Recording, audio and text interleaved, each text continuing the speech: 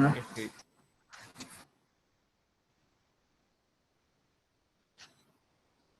Que a gente vai falar muito.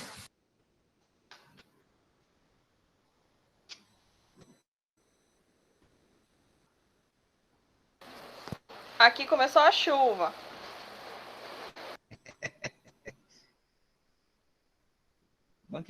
A chuva é rápida aí, né?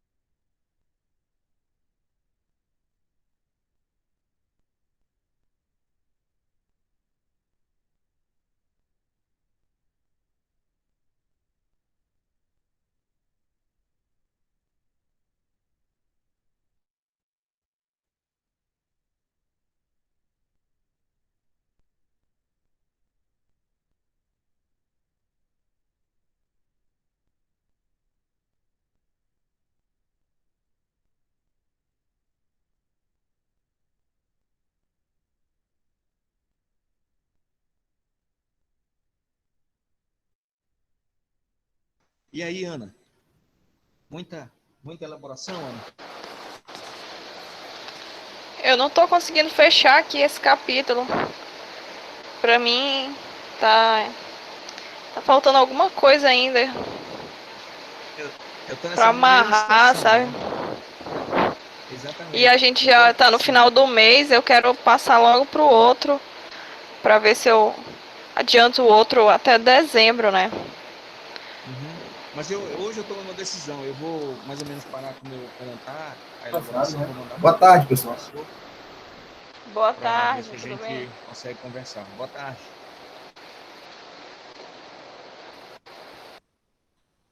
Fala Carlos Mascarenha, só de boa.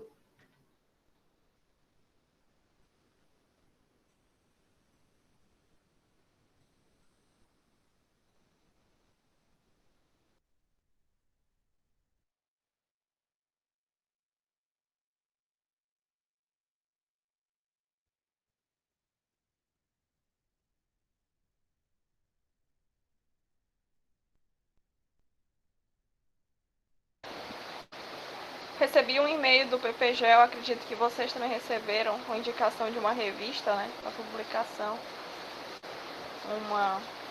Acho que B1. Vou tentar me organizar para mandar ainda esse ano.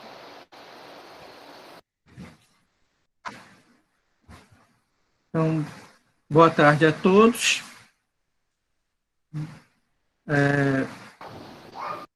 Continuidade já está gravando, né? Vamos dar continuidade ao que a gente vem tratando nos encontros passados, né? E hoje a gente vai tratar de um tema. Eu vou tentar compartilhar minha tela aqui. Vamos tentar tratar de um tema muito caro a reflexão da geografia, né, que eu chamei de dialética espacial, campo, agrário e rural, né? Então, essa é a primeira parte. Na próxima semana, a gente fala da segunda, né? Eu espero que vocês perguntem bastante, eu espero que vocês aproveitem bastante, porque é uma reflexão que eu gosto muito e provavelmente daqui vai sair uma elaboração, um texto, né? Isso aqui é o esquema de um texto que eu tenho já, estou engravidado dele há muito tempo. Então,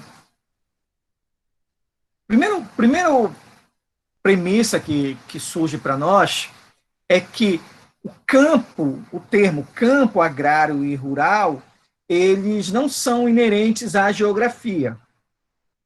A história trata disso, a economia trata, a antropologia, vários campos, várias províncias do saber dialogam com esses três termos, três noções, campo, agrário e rural. No entanto, nós vamos apreender, vamos promover uma análise do campo, agrário e rural a partir do movimento dialético e da dialética espacial, né? Então, o campo como a superação dialética da natureza, a ele equivaleria a falar de um meio natural. O agrário, enquanto a superação dialética do meio natural, equivaleria a dizer meio técnico, e o rural, enquanto a superação dialética do agrário, isto é, do meio técnico, então o rural, esse equivaleria ao meio técnico científico informacional. De modo que um está contido no outro, mas o fato de um estar contido no outro não significa dizer que os três são iguais e não significa dizer que os três têm a mesma força. Isso depende da dinâmica espacial. Tá? Da dinâmica espacial. Então, o ponto de partida para pensar a dialética espacial entre campo, agrário e rural, o ponto de partida são as determinações sociais. Né? As determinações sociais. O que significa as determinações sociais? É construir uma elaboração que transcenda a dimensão egóica do indivíduo, ou animalesca, como fala a Hannah Arendt, que transcenda a dimensão social do indivíduo enquanto ser social, enquanto grupo social, né? Grupo social, né? E que contemple o ser social, né? O que é o ser? Qual é a diferença do ser social para o indivíduo e para o grupo? Né? O ser social é ele e o conjunto das determinações. Né? Por exemplo, nós não escolhemos quando nascer, onde nascer, nós não escolhemos o nosso DNA, nós não escolhemos os pais que nós temos, nós não escolhemos a cidade que nós temos, nós não escolhemos o idioma que nós falamos, nós não escolhemos. Nós não escolhemos o período histórico que nascemos. Então, tem um conjunto de determinações sociais que estão aí quando o indivíduo nasce e que vão continuar a ficar depois que o indivíduo morre. Então, as determinações sociais, elas inventam o indivíduo, e o indivíduo inventa as determinações sociais. Né? As determinações sociais, elas não são fruto da fotossíntese, elas não são fruto das estações do ano, elas não são frutos da relação entre caos e cosmo inerente à natureza. Né? As determinações sociais, elas são construção dos seres humanos, mas não são construções que expressam a vontade egóica da pessoa. Não se trata de... as determinações sociais, elas não são movidas pelo sentimentalismo, pelo egoísmo, pela pulsão humana. Elas transcendem isso. Né? Elas transcendem isso. Né? Então, quando falam em determinações sociais, estão dizendo que são coisas criadas pelo ser humano, ponto.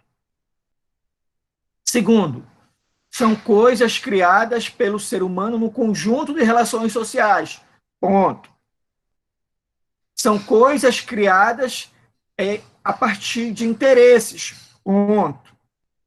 são coisas criadas a partir de interesses coletivos. Ponto. Esses interesses coletivos são maiores que o indivíduo. Ponto. Esses interesses coletivos são maiores que o interesse social. Ponto. Por que, professor, que o interesse coletivo é maior que o interesse social? Porque o interesse social diz respeito à posição que o indivíduo ocupa no tecido social. Né? Então, é como se fosse o grupo social. O grupo social tem muito a ver com o espaço social. Né? O espaço social que o Bourdieu nos fala. Né? O que é o espaço social por Bourdieu? É a posição que o indivíduo ocupa em determinada sociedade. Né? Então, isso é espaço social para o Bourdieu. Né? Então, o coletivo, a determinação social, ela é coletiva, ela transcende o indivíduo e o grupo social, porque ela vai pegar um pouquinho de cada um. A determinação social, se eu representasse ela geograficamente, ela corresponde a uma área preta, que tu cruza com uma área branca, né? E que do preto e do branco nasce o cinza, que é o ser social. Então, a determinação social, ela considera o indivíduo, o grupo e o ser social. Porque não tem ser social sem indivíduo. Não tem ser social sem grupo social. Agora, a vontade do ser social não é a vontade do indivíduo e a vontade do ser social não é a vontade do grupo. Está dando para me entender? Né? Está dando para entender? Então, são coisas, né? São coisas distintas, que senão eu vou começar a acreditar que a determinação social ela é fruto da ação de um grupo. E não é bem isso. Não é bem isso. Né? Por quê? Porque na sociedade eu não tenho só um grupo, eu tenho vários grupos. Né? E esses vários grupos eles estão em conflito para saber o que é que vai ser colocado, né? O que é que vai prevalecer. Então, nesse sentido, o ser social ele é uma espécie de produto produtor. Né? Como diz o Sartre, o ser humano faz a história e a história faz o ser humano. Então, o ser social produz as determinações sociais e as determinações sociais produzem o ser humano. Aí você me fala bem assim, então você está falando que é um círculo? Não, não é um círculo. Não se trata de um círculo. Tá? É algo para além do círculo. Não se trata de uma relação funcional, de repetição, não se trata disso. Por quê? Porque no meio eu tenho o indivíduo, no meio eu tenho o grupo. Aí, os interesses do indivíduo e do grupo, eles mudam. Por que eles mudam? Porque a tecnologia muda, porque a moeda muda, isso tudo são elementos para mostrar que o indivíduo muda. Né? Mas sendo um produto produtor, esse ser social, ele deixa no espaço o que o Marcel Mauss chama de morfologia social. Ele deixa no espaço a morfologia social.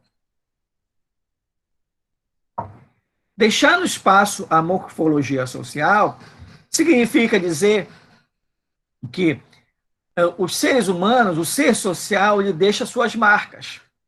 Né? As sociedades, elas deixam suas marcas. Né? Essas marcas, elas são o testamento e o testemunho de um período. Né? Testamento e o testemunho do período. Né? Então, por exemplo, a estrutura agrária que nós temos hoje, ela é o testamento do período colonial. E ela é o testemunho do período colonial. Né? Então, um testamento e o testemunho, quer dizer, quando nós percebemos a estrutura agrária que nós temos hoje, nós estamos olhando para o século XVI, traduzido com as cores do século XXI. Não é? Século XXI. Então, no século XVI, tu falava Seis Marias e Latifúndio. No século XXI, tu fala complexo agroindustrial, por exemplo. Tá? O fundamento é o mesmo. Qual é o fundamento? A estrutura desigual da distribuição da terra. Tá? Então, o ser social se traduz numa morfologia social. Né? E aí, na morfologia social, quer dizer, esse ser social ele deixa um conjunto de formas mesmo. Né? A maneira, a forma das casas, a forma das cidades, o que tem na cidade, os equipamentos da cidade, os tipos de rua, os tipos de comércio. Né? Tudo isso aí são testamentos que testemunham a ação do ser social. Do ser social. Né?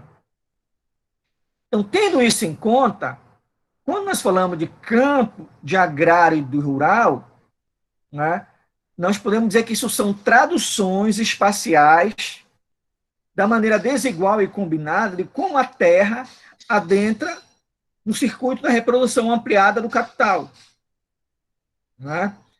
Então, quando eu falo campo, eu falo de uma maneira como a terra adentra no circuito da reprodução do capital. Quando eu falo agrário, eu falo de uma outra maneira que a terra adentra. Quando eu falo rural, eu falo de uma outra maneira. Tá? O rural não é a evolução do agrário. O rural é a superação dialética do agrário. E o agrário é a superação dialética do campo.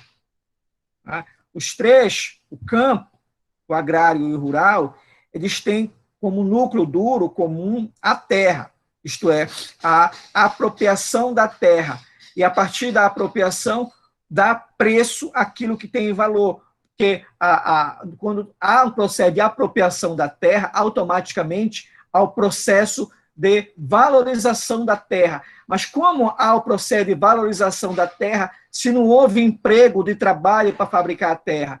É aí que nasce o conceito de renda da terra, quer dizer, a renda paga pelo uso da terra, né? Pelo uso da terra que não é minha, alguém me concedeu o uso. Então, pago para aquele que me concedeu, na forma de dinheiro, na forma de bens ou na forma de serviço. Aí você me pergunta, e quem foi que deu a terra para aquele que se apropria da renda da terra? Aí o bom e velho Prundô vai dizer, a propriedade é um roubo. A propriedade é um roubo. Ele vai dizer que no primeiro momento em que apareceu alguém que cercou um pedaço de terra e teve outros que acreditaram que aquilo era um ato legítimo, aí nasceu uma coisa que é um roubo, que é a propriedade. Né? Por que é um roubo? Porque ninguém criou a terra. Né? O ser humano veio na terra aos 45 do segundo tempo, ou como diz o pessoal, à meia-noite do dia 31 de dezembro, se dividisse a idade da Terra num calendário. Né? Aí ele veio, aí, baseado numa série de argumentos, ele cria a propriedade. E o problema não é nem criar a propriedade, é que ele criou a propriedade privada. A propriedade nunca foi o problema foi a propriedade privada. Que significa a propriedade privada porque tu priva o outro de usar aquilo que ele poderia usar, mas ele não vai usar porque tu cercou. Sabe? Aí o que faz com que eu acredite que esse ato é legítimo? Né? Aí as sociedades vão se ancorar é legítimo porque os deuses quiseram assim, os oráculos quiseram assim, ou porque é assim, porque se não for assim eu vou te matar, por exemplo. Né? Aí é uma longa história de como há o processo de legitimação da propriedade privada. Não estou falando da propriedade comum, não estou falando da propriedade coletiva. Né? Porque ter propriedade é algo inerente à condição humana, porque para ser eu preciso existir. Tá? O problema é que a propriedade privada ela só existe porque há um processo de expropriação. Quer dizer, é privada porque eu privo o outro de usar. Propriedade privada não é a mesma coisa que propriedade particular. Entendeu? Propriedade uma propriedade, por exemplo, de uso comum pode ser particular e de uso comum. Agora, a história da propriedade privada é uma outra conversa, no sentido dela vai privar o outro de usar. Tá? Aí, quando nasce isso, aí o bom e velho Prundô vai dizer, nasceu um roubo. Está entendendo? Aí nasce a possibilidade concreta de ter a renda da terra, ou seja, atribuir valor a algo que só tem, atribuir preço a algo que só tinha valor, né? Há uma diferença entre preço e valor, né? Preço é o que tu dá para tudo aquilo que é fruto do trabalho humano. Valor tu dá para tudo aquilo que é graça. Né? Como assim graça? Ó,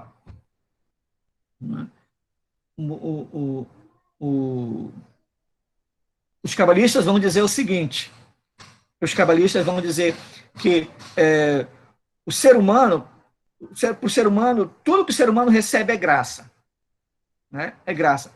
Por exemplo, ninguém dorme hoje preocupado se vai estar respirando amanhã às 8 da manhã. Ninguém. Ninguém. Ninguém é uma maneira de dizer. Ninguém nessa sala, por exemplo. Por quê? Porque conta com a graça. Conta com a graça. Né? Então, por exemplo, coisas como fotossíntese, coisas como funcionamento do sistema nervoso autônomo. E o funcionamento do sistema nervoso autônomo faz com que eu não fique preocupado se eu estou vendo, se o meu coração está batendo, se o meu rim está funcionando, ou se eu vou cair ao ficar em pé. Né? Então, o sistema nervoso autônomo e a fotossíntese, eles são, digamos assim, o suprassumo da evolução da vida. Né? Que tu não consegue reproduzir isso em laboratório. Né? Então, por exemplo, a água tem valor. Né? Tem valor. Por que tem valor? Porque tu sabe que a água é formada de H2O, mas ninguém reproduz água. Né? Mas só que, ao se apropriar, ao criar propriedade privada, quer dizer, privou-se as pessoas de se apropriar não só da terra, mas também da água. Né? Então, a terra, teoricamente não, e por uma perspectiva do Marx, a terra tem valor. Mas ela não tem preço. Por que ela não tem preço? Porque ela já estava aqui antes do ser humano chegar e ela vai continuar depois que o ser humano partir. O Marx, no Capital, ele fala uma coisa assim, belíssima, que ele fala bem assim, a propriedade privada de um lote de terra pelo indivíduo é tão absurda quanto a propriedade de um indivíduo por outro indivíduo. O que nós devemos fazer é ser bons tratadores da terra, ele fala, bons caseiros ou bons cuidadores da terra para gerações futuras. Né? Que a propriedade da terra é algo extremamente inumano, imoral, porque não foi o ser humano que criou a terra, o ser humano não vai levar a terra, né? O ser humano ele vai embora da mesma maneira que ele veio, nu e sem nada. Né? Então, para o Marx era totalmente absurdo essa história, né? Totalmente absurdo nessa história. Né? E aí, eu estou dizendo isso por quê? Porque do ato de apropriação da terra, né, de converter a terra em fonte de preço, fonte de riqueza, né, aí nasce o primeiro pilar da estrutura desigual do capitalismo, que o Marx vai dizer que as duas fontes de riqueza é o trabalho e a natureza. Né? O Marx vai dizer a natureza é a mãe de toda a riqueza, e o trabalho é o pai. Ele vai dizer as duas grandes fontes, a natureza e o trabalho. Né? Aí, a partir do momento em que há um processo de apropriação da propriedade, automaticamente começa a haver um processo de apropriação do trabalho. Por quê? Porque quem fica expropriado da condição de ter terra, como é que ele vai viver se ele não pode mais ter aquela terra? Então, ele vai ter que vender o fruto do seu trabalho. Entende? Aí nasce a famigerada desigualdade social. E o campo, o agrário e o rural, são manifestações, são dimensões espaciais dessa economia política do espaço. Quando eu falo economia política, quando eu falo economia, eu não estou me referindo à econometria. Economia, ela é uma parte da moral. ela nasce dentro da moral. A moral é uma parte da filosofia, né? A economia nasce dentro da moral. Economia tem a ver com oikos, quer dizer, organizar a casa. Organizar a casa. Então, a economia, ela tem muito mais um sentido moral, né? Por isso que o Marx, o Marx é um imenso de um moralista, não no sentido vulgar do termo. Moralista que ele faz é o seguinte, ele faz uma crítica à moral da sociedade capitalista. Por quê? Porque ele critica a economia política da sociedade capitalista. E ao criticar a economia política, ele está criticando a maneira como a sociedade organiza a produção e distribuição da riqueza. Né? Isso tem uma dimensão espacial. Tá? Então, o campo, o agrário e o rural, quando fala o campo, o agrário e o rural, eles são traduções dessa maneira desigual e combinada de como a terra entra na reprodução ampliada do capital. Né? E ela entra como? Ela entra como a partir da renda da terra. Né? Só que, quando é campo, a renda da terra é obtida de uma maneira. Quando é agrário, é de outra. Quando é rural, é de outra. Né? Há uma diferenciação entre elas, né? Porque se não tivesse a diferenciação, não haveria necessidade de 3 palavras. Tá? Então, quando a gente está falando campo, agrário e rural, nós não estamos falando de coisa. Nós podemos estar falando de processos semelhantes, tá? Processos semelhantes, mas nós não estamos falando da mesma coisa. Tá? Da mesma coisa. Tá? Porque senão não precisaria 3 palavras. Tá? Então, esse é o ponto de partida. Vamos embora caminhando. Aí, esse ponto de partida leva a gente a um debate interessante, que é da questão agrária à geografia agrária. Né? Então, o que é essa questão agrária? Essa questão agrária, ela nasce a partir da monopolização da terra. Né? A monopolização da terra, que, no caso da sociedade brasileira, nasce a partir do momento em que o Estado português ele vem se apropriar disso que ele chamou de colônia, e depois chamou império, e depois chamou república, e um dia se chamou Brasil. Quando ele vem se apropriar da terra, quando ele vem monopolizar a propriedade da terra, significa dizer que ele vem expropriar quem estava aqui. Né? Então, o processo de colonização, ele é um processo é uma reedição do processo de invenção da propriedade privada. Né? Antes eu tinha uma heterogeneidade de sociedades indígenas vivendo aqui há mais de 11 mil anos, e elas tinham propriedade comum e propriedade coletiva. Mas elas não tinham propriedade privada.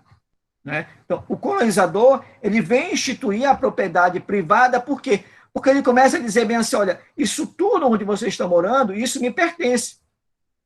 Né? E eu vim tomar posse. Vocês estão usando, mas eu vim tomar posse.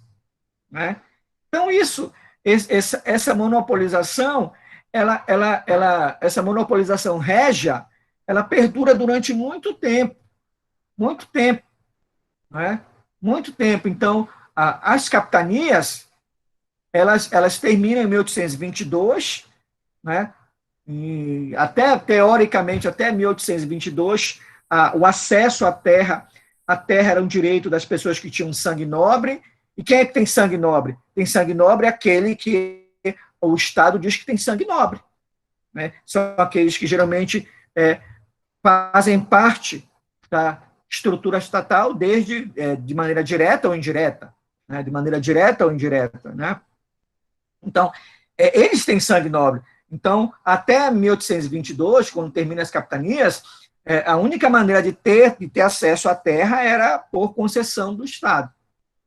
Só que de 1822 até 1850, quando se promulga a lei de terra, que efetivamente torna a terra um bem vendável, né? Ora, teoricamente, a lei de terra quis passar a ideia de que a liberdade para as pessoas comprarem a terra. Mas que terra as pessoas vão comprar se toda a terra foi monopolizada? Foi monopolizada.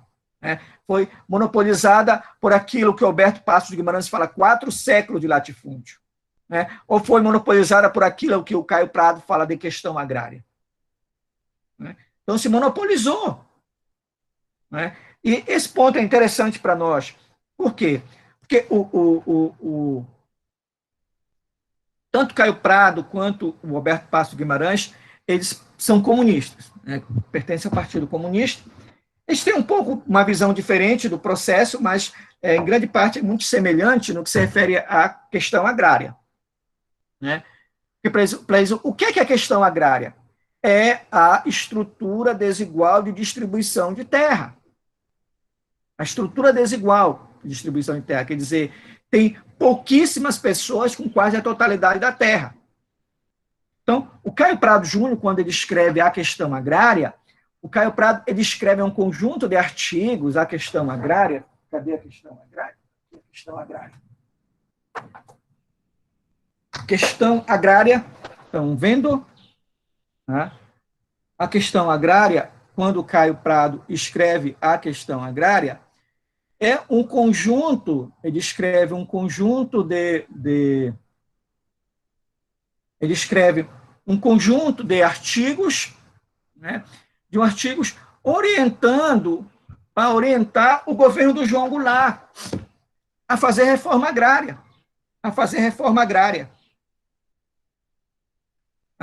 Por quê? Porque ele denunciava por meio de dados, por meio de números, por meio de análise, a estrutura agrária desigual da sociedade brasileira. E o Alberto Passos de Guimarães vai completar a análise. Ele vai mostrar como esse latifúndio tem 4 séculos. Né? E como esse latifúndio faz com que a sociedade brasileira, ela se apresente muito parecida a uma sociedade feudal. Né?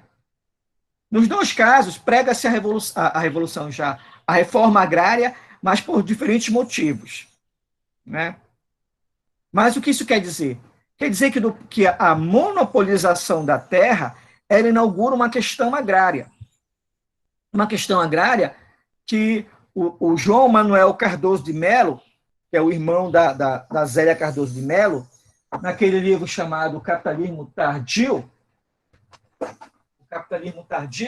ele vai mostrar o capitalismo tardio, né? Capitalismo tardio, ele vai mostrar o João Manuel Cardoso de Melo, ele vai mostrar como é que esse capitalismo brasileiro, ele é rentista. E, de certa maneira, o José de Souza Martins, no Cativeiro da Terra, ele ressalta também esse aspecto. Como é um capitalismo rentista? É um capitalismo que não nasce do livre comércio, é um capitalismo que não nasce de revolução industrial, é um capitalismo que tem a acumulação primitiva do capital fundada na expropriação da terra. Né? O colonizador chega e promove uma expropriação da terra, e ao promover essa expropriação da terra, ele inventa, então, a renda da terra, e essa renda é a partir da renda da terra que ele vai empreender a empresa capitalista na forma de engenho, na forma de casas comerciais, na forma de economia extrativista. Então, esse capitalismo brasileiro aqui nunca foi, a origem dele, a acumulação primitiva dele, não foi tal como foi a europeia. Esse capitalismo aqui, a acumulação primitiva dele, ela derivou da monopolização da terra. Então, ele é rentista. Por isso, que só vai ter reforma agrária no Brasil o dia em que esse fundamento rentista do capitalismo for obstáculo ao próprio desenvolvimento do capitalismo. Enquanto a concentração de terra no Brasil não for obstáculo à reprodução do capitalismo, não vai ter reforma agrária. Sinto muito. Né? Sinto muito. Por quê? Porque a estrutura agrária desigual é um fundamento do capitalismo. Né? Então, o bloco no poder, sobretudo o segmento agrário, ele se orgulha de dizer que o agro é pop, que o agro é tech, que o agro é tudo. Por quê?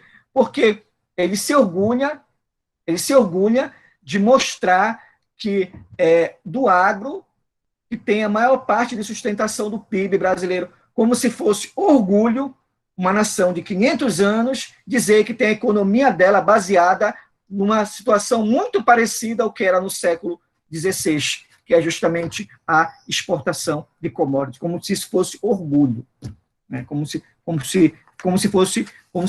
gerasse orgulho saber que a base da economia é a exportação de primário, né?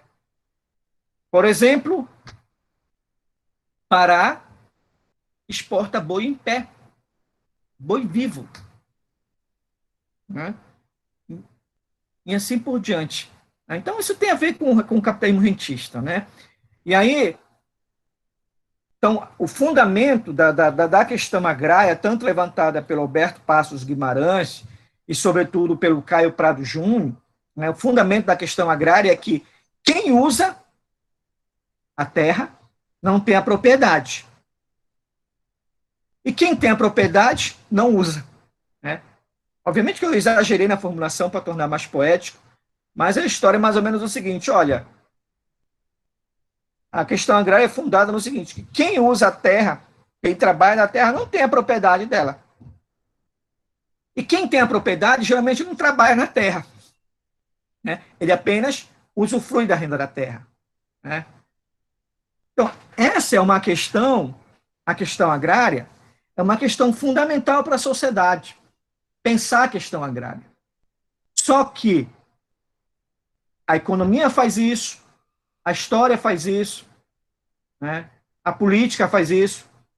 Quando a geografia entra nesse debate, ela não deve ficar no mesmo comportamento das outras ciências. Ela deve passar da questão agrária, isto é, da questão da distribuição desigual entre área e propriedade, né? Entre área e propriedade, para a questão, para a geografia agrária. Isto é, a geografia agrária, ela deve trabalhar a dimensão espacial da questão agrária, né? A dimensão espacial da questão agrária. E eu não vejo isso no horizonte. Eu vejo a geografia muito preocupada em ser crítica, muito preocupada em denunciar, muito preocupada em ser engajada, muito preocupada em ser atual, muito preocupada em ser defensora dos fracos e oprimidos, muito preocupada em falar da geografia agrária. E aí, muito preocupada em ser uma geografia militante, e é importante ser uma geografia militante, só que continua correndo atrás do rabo da questão agrária. A geografia agrária, que é boa, ela não constrói, né? Ela não constrói. Ela fica... Porque, assim, a geografia agrária, ela fica engajada, né? Ela fica engajada. Então, ela fica tão preocupada com essa história da justiça social, e é pertinente o debate da justiça social, é importante o debate da justiça social, só que os sujeitos, eles têm que falar. Eles têm que falar, e eles já estão amadurecidos para falar, e eles podem falar, eles não precisam de representantes que falem por eles, eles mesmos têm que falar. Eles têm que falar. Tá? Então, quando muitos geógrafos abraçam a questão agrária, eles ocultam o sujeito. Aí eles querem que o cidadão seja camponês, só que o cara não é camponês. Ele é morador da Picada A, do Rio B, do localidade C. Outro dia eu escrevi num texto, eu nunca me deparei com um camponês de carne e osso. Nunca me deparei com um camponês de carne e osso. Nunca me deparei com alguém que se dissesse, eu sou camponês. O cara fala assim, eu sou agricultor, eu sou ribeirinho, eu sou caboclo, eu sou quilombola, eu sou... que mais? Eu sou, mas ele nunca diz eu sou camponês. Igualmente, eu nunca me deparei com alguém que fala assim, eu sou proletário. Assim, não, eu sou metalúrgico, eu sou da construção civil, assim, eu não sou proletário. Né?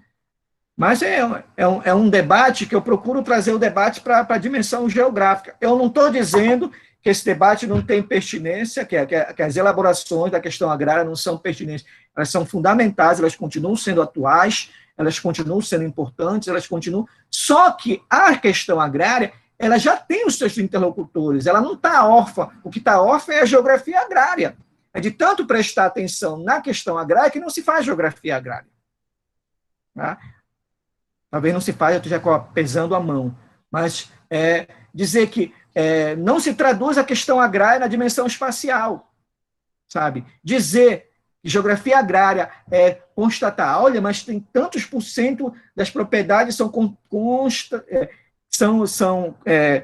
monopolizadas por uma pequena parcela. Isso não é geografia agrária, isso é questão agrária. Né?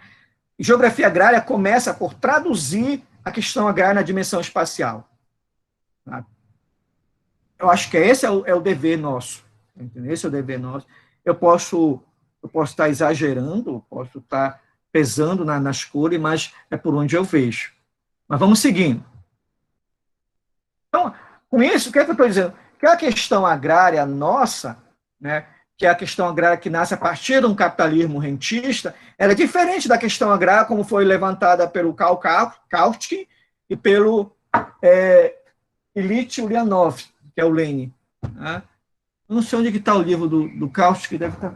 Não sei onde está por aqui que eu ia mostrar para vocês, que era o Kautsky, é a questão agrária, e o Vladimir Ilyich Ulyanov, que é o Lenin, né?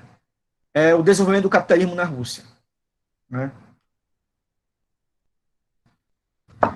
Esses livros, eles são dois clássicos. Né? A questão agrária do Karl Kautsky, o Kautsky, ele vai ser uma das pessoas que vai organizar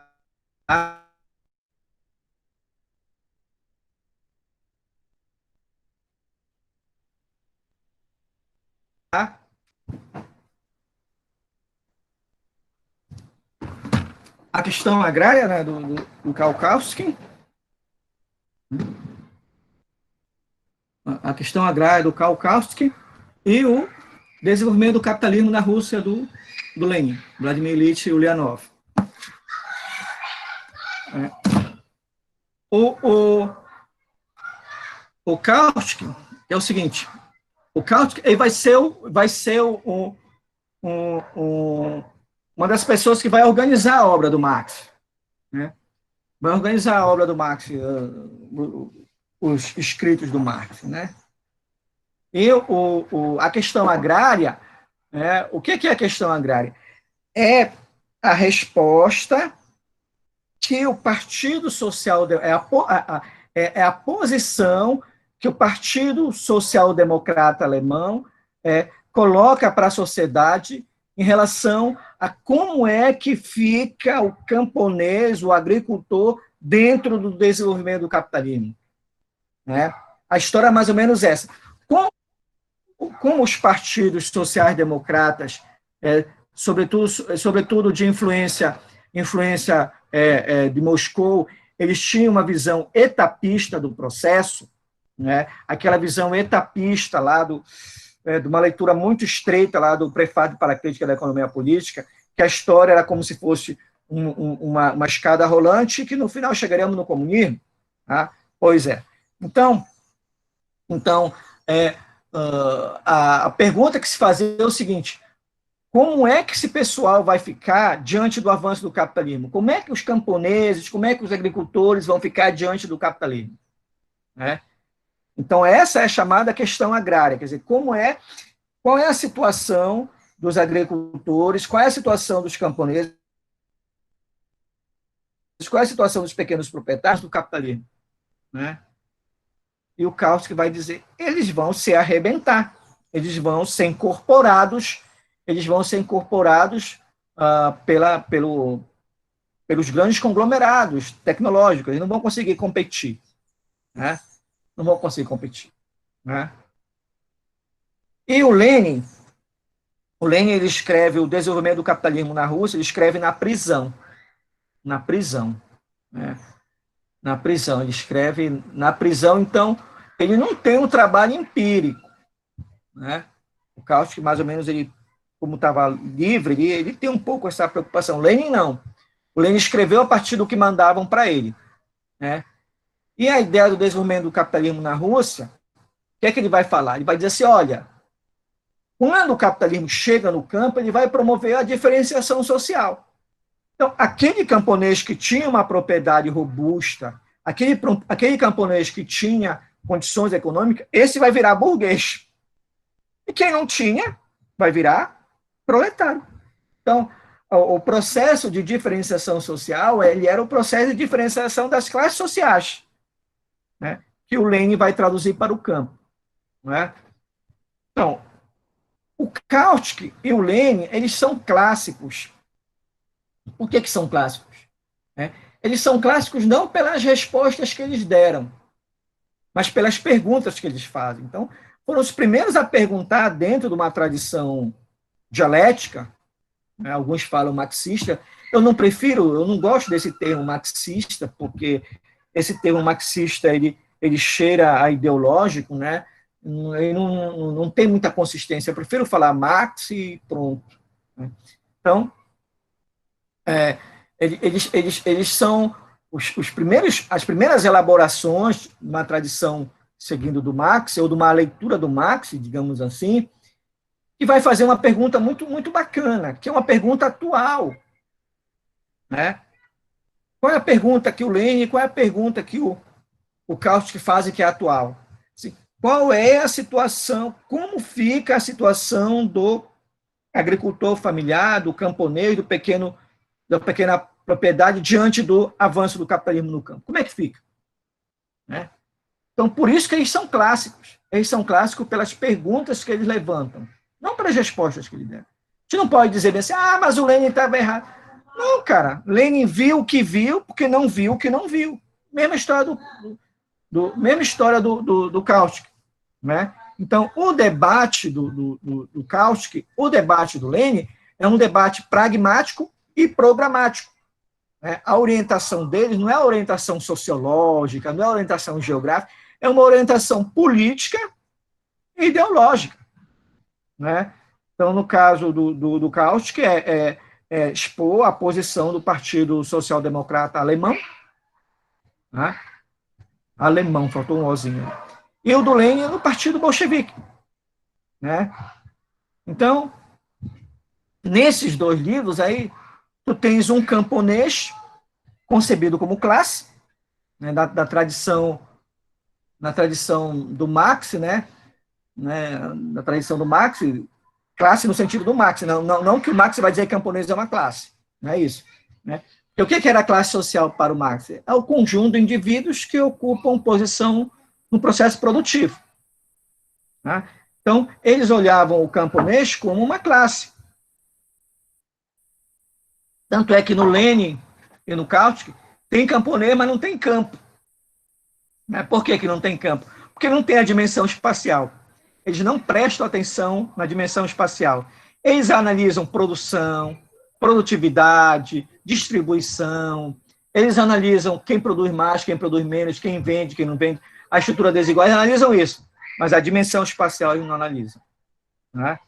Então, o Lenin e o Kautsky ainda estão esperando uma tradução espacial. Tá? O problema é que Lenin e o Kautsky, eles são absorvidos pelos geógrafos. Tá? Eles são absorvidos, eles são filtrados. Né? Então, quando alguns geógrafos absorvem o Lenin e o Kautsky, eles fazem o primeiro filtro. Tá? Qual é o primeiro filtro que eles absorvem? O que é que eles filtram do Lenin e do Kautsky? Filtrar, quer dizer, o que é que eles descartam do Lenin e do Kautsky? Eles descartam, eles dizem assim, olha, não, o Lenin e o Kautsky estão equivocados quando eles falam que o camponês vai acabar, o camponês atual, então eles estão equivocados. Muito bem. Aí eles descartam. Né? E o que é que eles absorvem do Lenin e do Kautsky? A ideia de camponês como classe. Né? Classe política. né? Obviamente que a elaboração de camponês enquanto classe política não nasceu do Lênin e do Kautsky. Ela é histórica. Por quê? Porque quem é o camponês? Né? O camponês, historicamente, aí eu historicamente, como eu falo, eu me refiro à história ocidental, né? E sobretudo europeia, né? Europeia. Então, quem é o camponês? Camponês é o habitante do campo. E o que é o campo? O campo é o que não é cidade. Por que ele não mora na cidade? Porque ele não é cidadão. Por que ele não é cidadão? Porque ele não tem direitos políticos, no caso de Grécia e Esparta. Por que ele não é cidadão? Porque ele não tem direito a habitar o burgo, como era na Idade Média. Né? Então, por exemplo, na Idade Média, eu tenho o feudo, ou melhor, antes da Idade Média, vamos pegar na Grécia. Né? Na Grécia, essa categoria camponês, escravo, cidadão, ele era definido pelo direito político. Né? Então, cidadão era quem tem direito à cidade, e quem tem direito à cidade é quem tem direito político. Então, o escravo, eu podia ter intelectual escravo, eu podia ter professor escravo, industrial, artífice escravo, podia ter, mas ele era escravo por quê? Porque ele não tinha direito político. Né? E o camponês é camponês porque ele não tem direito à cidade, ele não tem direito político, e o que sobra para ele morar é o campo. É o campo que sobra para ele morar. Então, ele sempre mora num lugar que não é dele, que ele não tem direito. Né? Então, essa condição se repete, por exemplo, no feudalismo. No feudalismo, esse camponês, ele constrói o feudo, como fala o Leo Huberman na História da Riqueza dos Homens. O Leo Huberman pergunta, e quem é que faz o banquete dos reis? O Leo Huberman citando um poema do Bertolt Brecht. Né? Quem é que constrói? Né? O Brecht pergunta, e quem construiu as muralhas da China? E quem construiu os castelos? E quem fez isso? Cadê esse pessoal?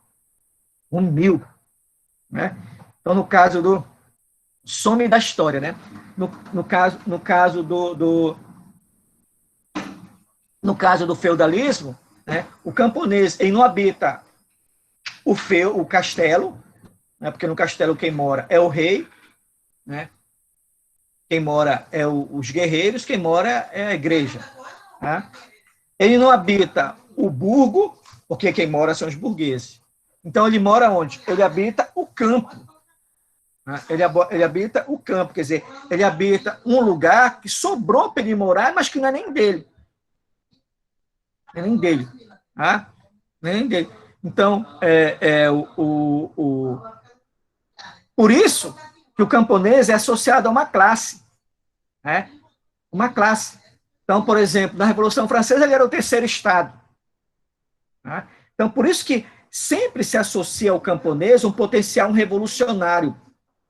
Né? Quem assistiu o Jovem Max, por exemplo, vai ver que o início do filme ele vai mostrar os camponeses catando lenha. Né? Catando lenha.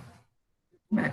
Então, se o Max vivesse hoje, o Max, ele poderia, se ele viesse aqui no Brasil, por exemplo, ele poderia olhar a situação dos babassuás livres, né? Das coletadoras de babaçu lá no Maranhão, que elas estão interessadas no fruto do babaçu e não na propriedade. Né? Aí depois, obviamente, tem o sistema do cercamento, que lá do filme do Max, aí começa todo o processo revolucionário. Né? O Marx e o Engels, eles ficavam muito atentos para essa situação do camponês enquanto classe. Né? Né? Só que o camponês é enquanto classe dentro de uma formação capitalista. Né? De uma formação capitalista cuja acumulação primitiva não foi a monopolização da terra. Né? O camponês ele se ergue como classe dentro de uma acumulação primitiva do capital que foi feita por meio da expansão comercial, feita por meio da guerra, do saque e da rapina. Né? O problema é que na filtragem ideológica do Lênin e do Kautsky, eu concebo o camponês aqui, eu quero que o camponês seja uma classe revolucionária. E quem é que imprime esse filtro ao camponês? É o Partido Comunista. Né? O Partido Comunista, quando ele se constrói em 1900, me desconcentra, amor. Minha esposa me olhando da janela, aí eu fico desconcentrado. Eu sou tímido. Não tá na sala de aula. Tá, mas já que tu tá aqui, então me dá um cafezinho. Então. Eu me desconcentra. Eu vi que tinha água. Você tá falando tão bonito que eu disse, minha bandeira. Tá bom então. Eu te matriculo no mestrado. Cadê a minha exposição? Olha, tá vendo só que ela não me desconcentra? Bora lá. Aí, quem é que traz essa visão filtrada de camponês enquanto classe social para o Brasil? É o Partido Comunista. Né? O Partido Comunista, ele traz essa perspectiva, ele traz essa visão, né? O Partido Comunista vai ser fundado em 1922, a partir de um grupo de anarquistas, né? E os primeiros movimentos, digamos assim, do Partido Comunista, os primeiros movimentos de organização, eles focam muito na situação do camponês, né? E eles vão focar muito o camponês como uma classe, né? Como uma classe política, né? O problema é que eles classificavam o camponês de classe política, o camponês não sabia o que era isso. Está entendendo? Então, assim como eles olhavam o operário e diziam que o operário é proletário, vão olhar o camponês e dizer que o camponês é revolucionário.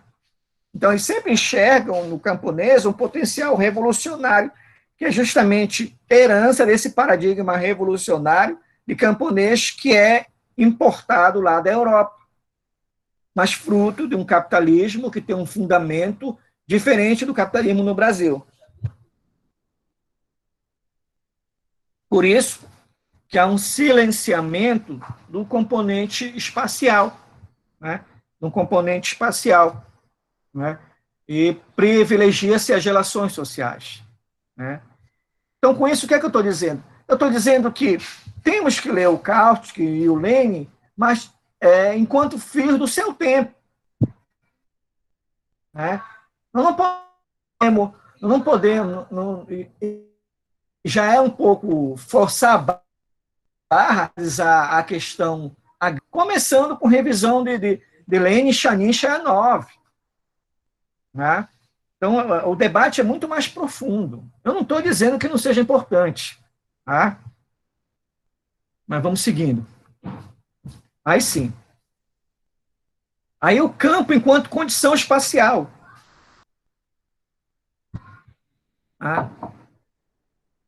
Então, o que é que eu estou dizendo? Que a maneira como se estrutura a questão agrária no Brasil, e sobretudo a maneira como se edifica esse capitalismo rentista, ela difere bastante da questão agrária enunciada por Kautsky e pelo Lenin. Né? Ressalto, é importante ler Kautsky e Lenin para entender como há um processo de apropriação da terra e nos vários quadrantes onde o capitalismo chega. Mas daí dizer que há um processo de repetição, de reprodução, aí não dá. Né? Então, como falei, o debate ele é pragmático, ele é programático, né? Então ele silencia a dimensão camponesa, né? Aí vamos lá. Para passar da questão agrária à geografia agrária, a gente tem que compreender que a geografia deve focar o campo e não o camponês. E aí a questão agrária, ela foca o camponês, né? Ela foca o camponês enquanto indivíduo ou enquanto grupo. E ela desconsidera o campo, porque o campo para ela é propriedade, o campo para ela é área, o campo para ela não é condição espacial. Tá? Então, pode perceber, nas análises que são empreendidas sobre a questão agrária, tu cruza camponês e área, camponês e propriedade. Tá? Aí, vez por outra, tu fala assim, camponês e campo. Só que esse campo, ele não aparece como condição espacial. Tá? Ele aparece como contexto. Ele não aparece como determinação. Aí empobrece a análise. Aí a análise continua sendo atual, continua sendo crítica, continua sendo política, continua sendo engajada, mas você espreme e não sai geografia, né? Não sai condição espacial. Então, pensar a condição espacial do campo, ela envolve a gente reconhecer 3 dimensões, né? Uma é a área, né? O campo enquanto uma área, né? Porque o espaço tem a dimensão areal, né?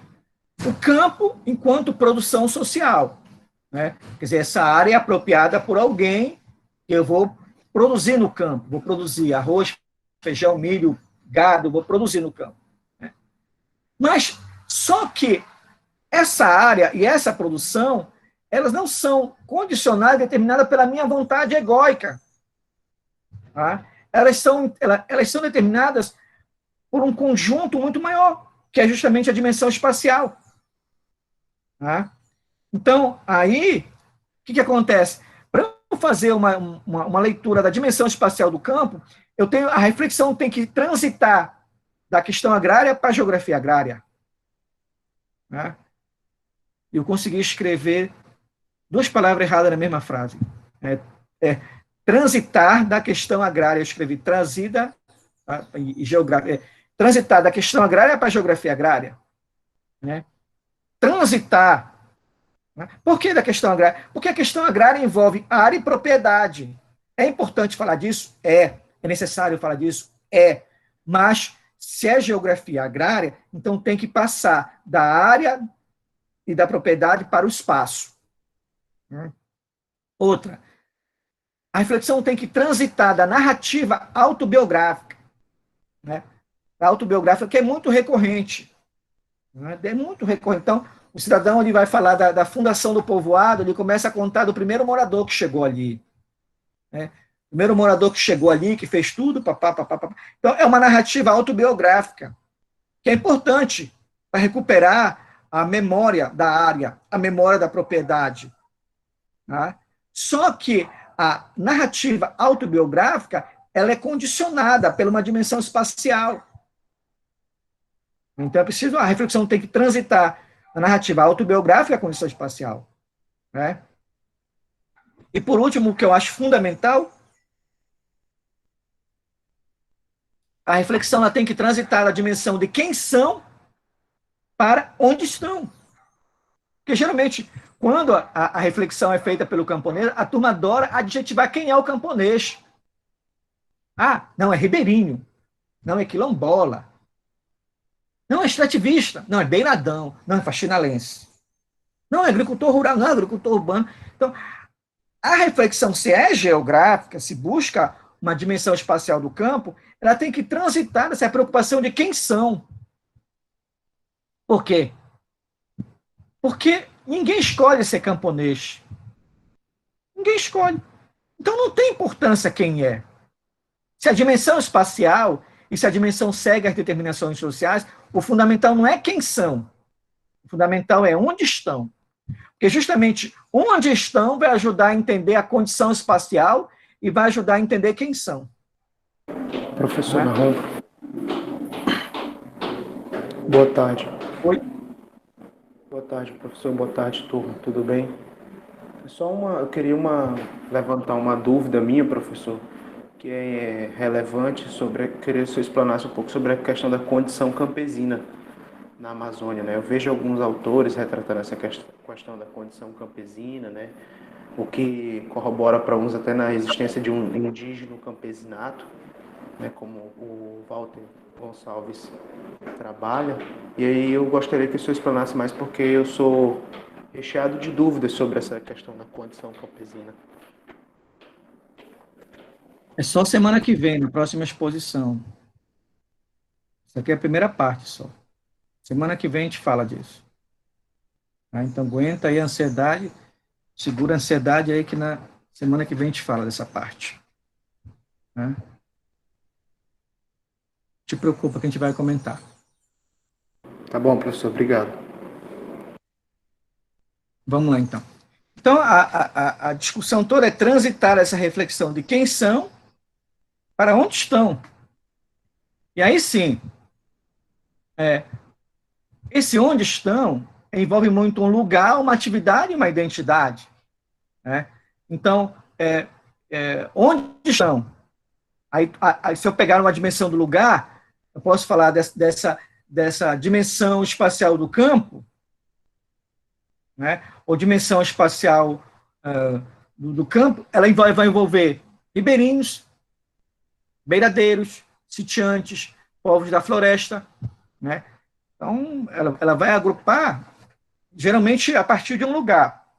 Ou então vai agrupar a partir de uma atividade. São extrativistas, seringueiros, agricultores, pequenos produtores, podia colocar pescadores. Né? Ou vai agrupar a partir de uma identidade, por exemplo, caboclo, quilombola. Né? Mas, independente de agrupar pelo lugar, pela atividade, pela identidade, eu vou estar diante de sociedades mercantis. Então, quando fala a condição espacial do campo, eu estou falando de uma condição espacial de sociedade, né?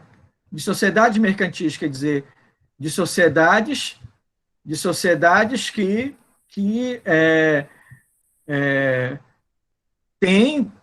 tem no mercado um pilar fundamental da sua reprodução. São sociedades que se reproduzem porque estão inseridas no mercado. Né?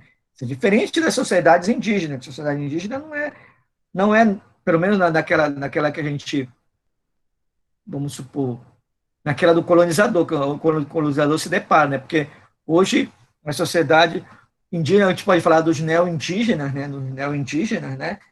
Como o pessoal fala do neocampesinato, neo-indígena, né? Então, hoje o neo-indígena é a sociedade mercantil.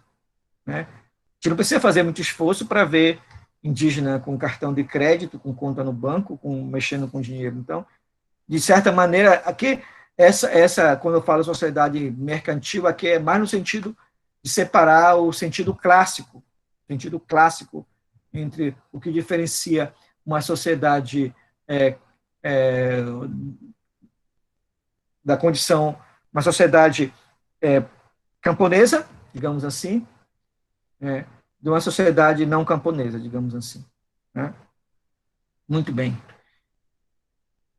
Então, aqui a reflexão transita não se trata mais de quem são. Né? Porque quando eu falo a reflexão do quem são, aí torna difícil.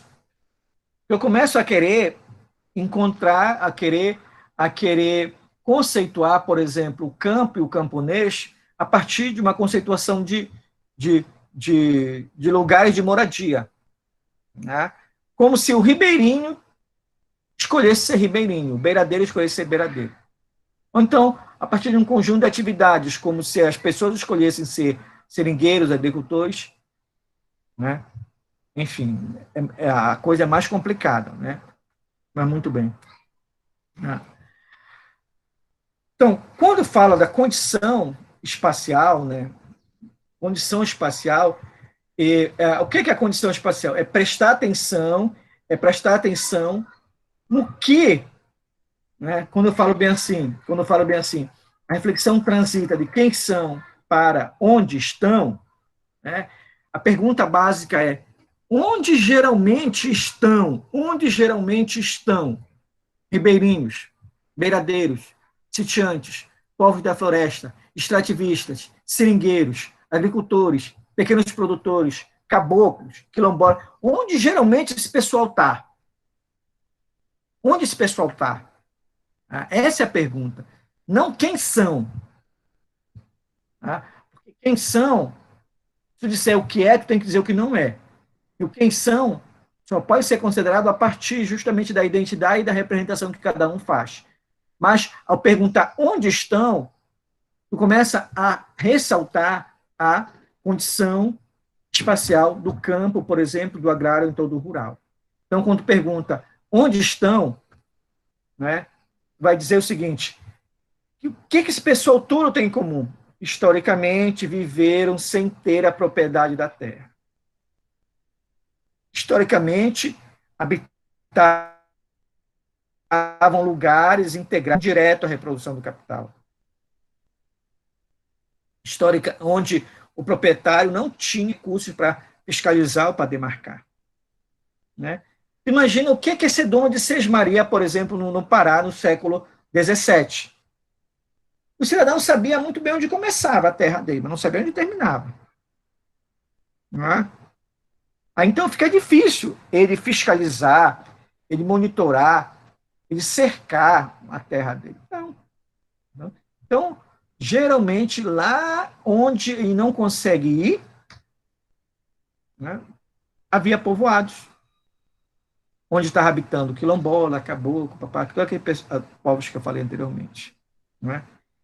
O Charles Wagner vai dizer o seguinte, que essa condição aí, ela é inerente a são agentes da quarta classe, depois dos brancos, né, dos favelados e de gente dos sítios.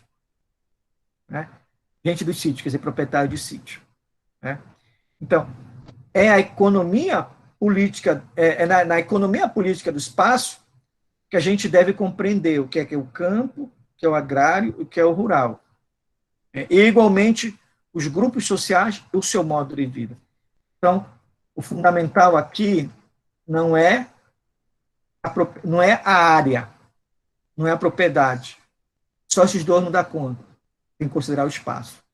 O fundamental aqui não é a estrutura desigual da propriedade, mas é também como é que essa estrutura desigual engendrou um modo de vida. O fundamental aqui não é a trajetória individual das pessoas, mas como é que essa trajetória individual ela expressa uma condição espacial. O fundamental não é quem são essas pessoas, mas sim que elas geralmente habitam, elas estão em lugares semelhantes. Né, em lugares semelhantes. E é a economia política do espaço que vai ajudar a compreender essa diferenciação. Essa diferenciação. Né? Então, um pouco foi isso que quis trazer para vocês. Né? Agora eu abro para as prováveis perguntas, para as perguntas vocês eventualmente devem ter sobre a exposição. Eu me coloco para... Aqui, no primeiro momento, eu fiz o geral, no sentido de tentar fornecer elementos que diferenciem condição espacial, né, do campo, do agrário e do rural, da perspectiva sociológica, antropológica, histórica, tal. Aí depois, no segundo momento, a gente vai falar desses vários momentos de constituição do que se chama de condição do campo, do agrário e do rural, que é no segundo momento da aula. E aí o debate não vai ficar, então, no termo de quem são os camponeses, ou quem deixa de ser camponês. Eu penso que para a geografia isso não é tão importante. Não é que não seja um debate importante, mas é um debate importante para a antropologia, para a história, para a economia, para a geografia, mostrar o seguinte, como que grupos sociais diferentes, né, e eles habitam uma condição muito parecida, eles se reproduzem de modo muito parecido, né, muito parecido, né, que aí justamente vem a história da condição espacial camponesa, né. Mas eu queria ver se tem alguma pergunta. O que é que vocês acharam? Pode falar. Boa tarde. Bom, é só mais uma contribuição, quer dizer, uma curiosidade. Júlio César Suzuki, no seu livro Percursos Teórico-Metodológicos da Geografia Agrária, ele fala que... Desculpa que interromper. A menina não está dentro do grupo lá, como é o nome dela? Ai, eu esqueci agora o nome dela. Ela lá. Darismar? Sim. Ela está aí?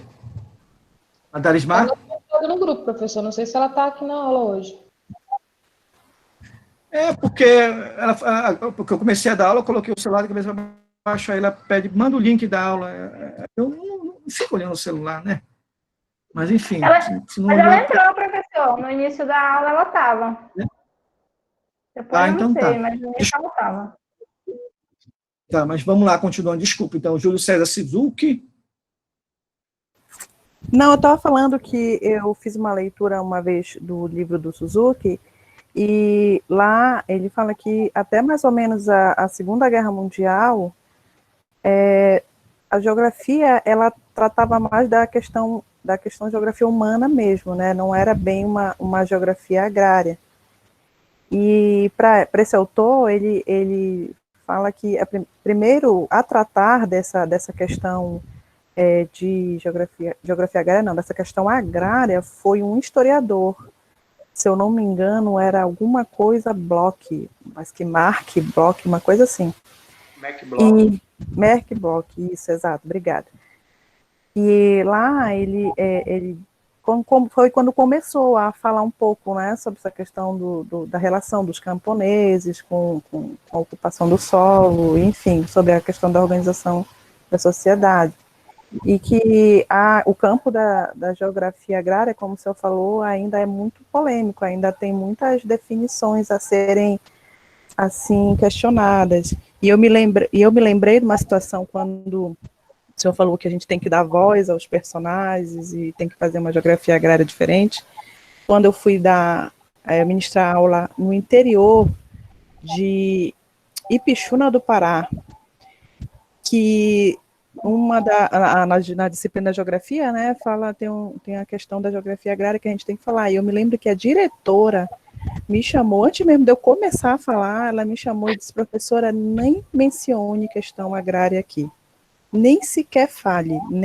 Se a senhora quiser dar sua aula em paz, se a senhora quiser ficar aqui tranquila, não fale de questão agrária, de reforma agrária, não fale isso. Por favor, se a senhora puder tirar isso, né, do currículo lá que a senhora vai falar. Então eu me lembro que foi minha primeira aula, né, que depois que eu me formei, e eu fiquei um pouco, na época, assustada. Isso faz mais de 10 anos atrás. E eu lembrei dessa questão, quando o senhor falou de dar voz, né, de deixar que a geografia agrária fosse diferente. Então, era mais ou menos isso que eu queria falar. Porque, assim, dada a questão agrária ainda ser atual, né, então ela atrai muito a atenção de intelectuais, de pesquisadores, né, de militantes, ela continua atraindo. O problema é que ela atrai e aí não se traduz em geografia agrária. Tá? Os discursos continuam sempre a ter como foco o camponês, né, a área e a propriedade. Né? Aí sempre as análises são distribuição desigual, as análises elas sempre focam a produção no espaço. Elas sempre focam a produção no espaço. Elas sempre dizem: olha, está vendo, a agricultura familiar é mais produtiva. Olha, está vendo, o latifúndio é improdutivo. Olha, está vendo, o latifúndio está monopolizando a terra. Sempre há, o discurso não passa da discussão da questão agrária. Não há uma tradução da questão agrária em geografia agrária. Né? Então, por exemplo, você não traduz a área, você não passa da área para a propriedade para o espaço. Né? Então, por exemplo, você percorre como é que eu vejo que se daria essa dimensão? Né? Então, por exemplo, tu vai numa estrada, como uma PA 150, por exemplo, tu te depara com várias propriedades. O que é uma propriedade? É uma área que tem dono. Né? Que tem dono. Tá? Só que nem todas as propriedades elas têm uma dimensão territorial. Né? O que é ter uma dimensão territorial? É que essa propriedade ela tem a capacidade de reorganizar o entorno. A dimensão territorial é a presença territorial, é a capacidade de que essa propriedade tem de reorganizar toda uma dinâmica social. Né? Então, quando tu passa, por exemplo, no APA 150, e tu te depara com um dendezal, tá? As monoculturas de dendezal, por exemplo, ou para não ficar no dendezal, vamos falar da sococo, lá no Acará. Né? Então, as plantações de coco da sococo, né, elas reorganizaram o lugar. São plantações que têm presença territorial, têm dimensão territorial, porque o que é a dimensão territorial? Não é a área. Dimensão territorial não é a propriedade. Dimensão territorial é o uso, isto é, como é que essa área, como é que essa propriedade são acionadas para reinventar a dinâmica regional. Isto que é dimensão territorial. A dimensão territorial.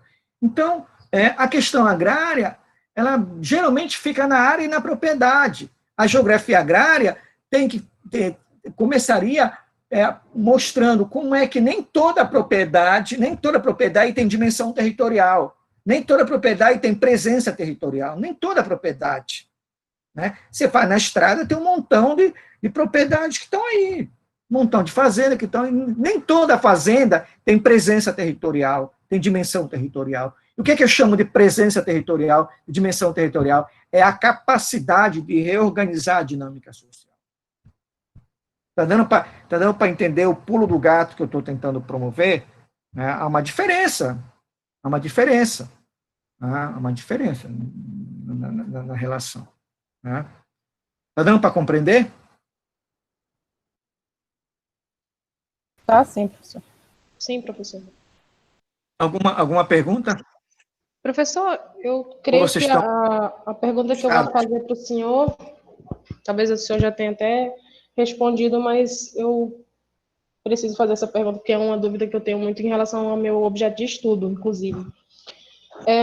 Seria como fazer essa leitura, essa dinâmica espacial, a partir desses projetos que a gente tem, por exemplo, da hidrelétrica de Belo Monte, né? E como organizar, né, ter esse olhar a partir desse viés do agrário, do campo, à luz dessa dimensão espacial. Mas aí é o teu próprio percurso de 2 anos, é mestrado, né? É mestrado teu ou doutorado? Mestrado. Então, é o teu próprio percurso de 2 anos, né? Porque o que a gente passa aqui é a informação, né? Informação, né? Então, isso é diferente da formação, né? Mas eu só estou aqui, o meu diálogo com vocês é para sempre dizer bem assim, olha, cuidado com a reflexão. Tudo que eu falo para você é para dizer cuidado com a reflexão. Não é para dizer como é para ser feito. Não tenho esse dom de dizer como é para ser feito. Eu tenho para dizer cuidado com a reflexão, que nem agora eu tentei, nesse encontro de hoje, mostrar para vocês que a necessidade de se ler a dimensão espacial do campo, né? E que a necessidade de passar da propriedade para a presença territorial, né? Para a ação territorial, né? Então, por exemplo, quando tu está diante do complexo de Belo Monte, tu não está diante de um conjunto tu não está diante de uma área, tu não está diante de uma propriedade, tu está diante de uma pressão territorial. Está entendendo? Eles não estão ali inertes. Mesmo porque o espaço ele é condição de existência. Então, todo espaço sendo condição de existência, ele exerce uma pressão. Pensem. Pensem naquela área, no município de vocês, onde antes era uma área. E da noite podia virar um conjunto habitacional, Minha Casa Minha Vida, por exemplo. Ao virar conjunto habitacional, não houve uma pressão territorial? Ele não reinventou o lugar em torno dele? Inventou. Pense naquele lugar onde não tinha o shopping. Quando o shopping chega, o shopping é mais que uma área, o shopping é mais que uma propriedade, o shopping é mais que um estabelecimento, o shopping é pressão territorial. Entendeu? Ele pede uma reorganização. Tá? É esse pulo que precisamos colocar. Tá entendendo? E isso transcende a ideia de quem são, transcende a ideia, é preciso superar a ideia de área e de propriedade. Né? Se ficar na ideia de área e de propriedade, não vai conseguir ver essa pressão. Né? O território, ele tem uma área, o território ele tem uma propriedade, mas nem toda área e toda propriedade são territórios. Né? Obviamente, tu pode dizer o território de Altamira. Quando alguém ouve falar o território de Altamira, certamente a gente está se referindo à área de Altamira. Por quê? Porque para falar de território tem uma dimensão que é área. Não está de todo absurdo falar disso, mas quando fala território de Altamira, está acionando a dimensão areal do território. Não é? Quando está falando impacto territorial de Belo Monte, o que é que está acionando? Está acionando a capacidade de um conjunto de objetos tem de reorganizar o lugar, independente da vontade do lugar. Tá? Então, o que é que eu vejo? É preciso esse pulo do gato. E a geografia agrária, ela continua ainda nesse processo da questão agrária. Eu não estou dizendo que isso faz dela menos geografia, mas eu digo que o que faz é que tem menos análise espacial. Tá? Nós continuamos a repetir, a falar o que partido fala, o que sindicato fala, o que militante fala. E eu acho isso desperdício de dinheiro público, passar 4 anos num doutorado para falar a mesma coisa que o sindicato fala, então não precisava fazer doutorado. Nós temos a responsabilidade de qualificar o debate, de falar algo diferente. Algo diferente, eu não estou dizendo que nem melhor nem pior, mas ver a coisa de um outro ângulo. Essa é a nossa responsabilidade. Tá? Alguma pergunta, gente? Só mais uma, professor, por favor. Em relação a determinações sociais, que o senhor falou que são invenções, construções dos seres humanos, né, a partir de interesses. Bom, partindo desse conhecimento, desse princípio, onde temos vários grupos sociais, né, não existe só um, como o senhor mesmo falou, existem vários, a morfologia social não seria a sobreposição de alguns grupos sobre outros, quer dizer, os que prevalecem mais, seria isso o pensamento? Pode ser. A morfologia social ela é o testamento da existência de vários grupos. E ele é o testemunho dos grupos que foram embora e dos grupos que prevaleceram. Tá? Nesse aspecto aí. No caso, a gente reportaria a ideia de Darwin, então, que os mais fortes sobrevivem, é isso? Não, porque Darwin não falou isso. Darwin disse que o que estão aqui, natural, né? eles são resultantes de uma seleção natural. Ele não falou que era dos mais fortes. Mesmo porque a barata ela existe até hoje e não posso dizer que a barata é uma das coisas mais fortes que tem no mundo, né? Barata é um negócio muito... Verdade, disseram que se o mundo acabasse, as baratas sobreviveriam a um ataque atômico. Então vai dizer que a barata é mais forte? Não. A barata, ela sobreviveu. Né? Então, essa leitura do Darwin é a leitura dos nazistas, né? Que os nazistas vão dizer que o mundo é dos mais fortes, né? E que também entortaram uma leitura do significado da raça ariana, que não tem nada a ver com o que eles falaram que é, mas isso é uma outra conversa. Tá? Então, a morfologia social ela vai dizer que nem tudo é novo, nem tudo é velho. Tá? Quer falar de morfologia social é como se fosse um cemitério. No cemitério tu tem várias datas ali, né? Ou então tu pega, por exemplo, uma cidade velha como Belém, ou então Altamira, por exemplo.